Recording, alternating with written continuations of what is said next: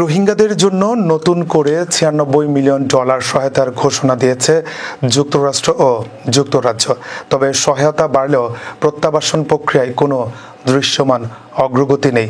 জাতিসংঘ সদর দপ্তর অনুষ্ঠিত রোহিঙ্গা বিষয়ে প্রথম উচ্চ পর্যায়ের সম্মেলনে যুক্তরাষ্ট্র $60 মিলিয়ন এবং যুক্তরাজ্য $36 মিলিয়ন সহায়তার প্রতিশ্রুতি দেয়।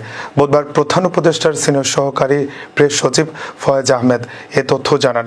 এর আগে সম্মেলনে প্রধান উপদেষ্টা ডক্টর মোহাম্মদ ইউনূস বলেন, রোহিঙ্গা সংকটের উৎস মিয়ানমারে এবং সমাধানও সেখানেই, কিন্তু 8 বছর কেটে গেলেও কোনো প্রত্যাবাসন হয়নি। আন্তর্জাতিক সম্প্রদায়কে এখনই মিয়ানমার সরকার ও আরাকান আর্মির উপর কার্যকর চাপ সৃষ্টি করতে হবে। তিনি আরও বলেন, দীর্ঘ সময় ধরে রোহিঙ্গারা দুঃসহ জীবনযাপন করছে, অথচ সংকট নিরসনে সুনির্দিষ্ট উদ্যোগ নেই। আন্তর্জাতিক তহবিলও মারাত্মক ঘাটতি দেখা দিয়েছে।